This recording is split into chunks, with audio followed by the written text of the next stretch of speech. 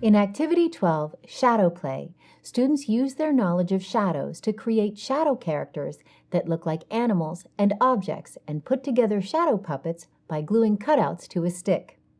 Using the puppets and hand shadows, students then create an original shadow play. You will need the following materials from the kit. Activity Sheet 12, Part A and B. Blank index cards. Thin wooden dowels. Light sources with bulbs. Glue. And masking tape. You will also need to provide scissors and crayons or markers. To prepare for the activity, make a copy of Activity Sheet 12, Parts A and B for each student. Set up the room so that it can be darkened as much as possible and collect extension cords as needed. Plug in the light sources with light bulbs in places where they will shine onto a blank wall suitable for casting shadows. Note that light sources should be positioned far enough away from each other so that light from one light source won't interfere with the shadow being cast at another light source. Each team of 4 will need a light source, 8 index cards, 8 dowels, crayons or markers, and access to glue and tape. Each of the students will also need a pair of scissors. To begin the activity, darken the room and turn on one light to use for a demonstration. Using your hands, create shadow pictures. For each shadow, ask students, "What do you see on the wall?" Students will identify a clown, a rabbit, a hawk, a duck, and an eagle. Make each shadow picture again and hold each position for a minute or so while the students watch both your hands and the shadow. Ask students, "Do my hands look the same as the shadows they form?" Students may suggest that the shadow is only the outline or silhouette of the hands. Next, divide the class into teams of 4 and assign each team to a light source.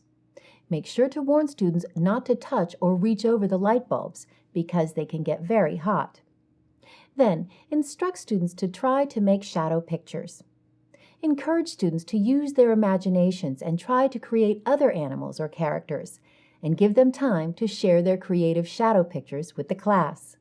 Then, turn the lights back on and explain that a shadow play is like a puppet show, except it uses shadow characters instead of puppets to act out a story.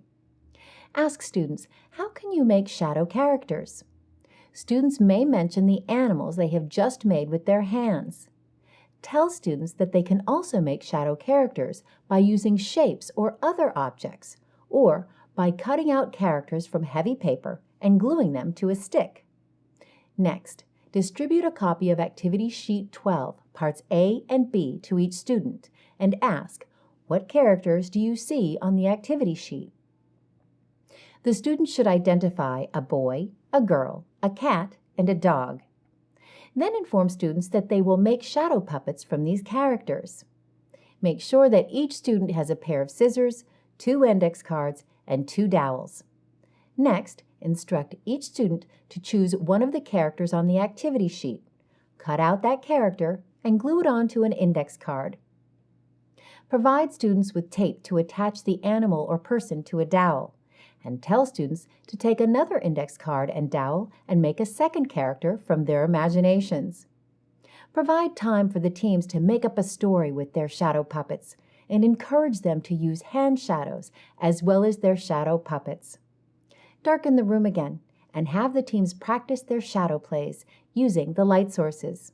If necessary, help the students gauge the distance they need to be from the light source in order to have clearly defined shadows. Finally, put on a day of shadow plays. Have all the teams perform their shadow plays for the class. You may wish to invite the parents in to watch. If so, consider having the students make invitations with silhouettes on them. To conclude the activity, have the students throw away or recycle all paper scraps and return the glue, tape, dowels, and light sources to the kit. For science background, reinforcement activities, curriculum connections, and information about the Delta Science Reader, please consult your DSM Teacher's Guide.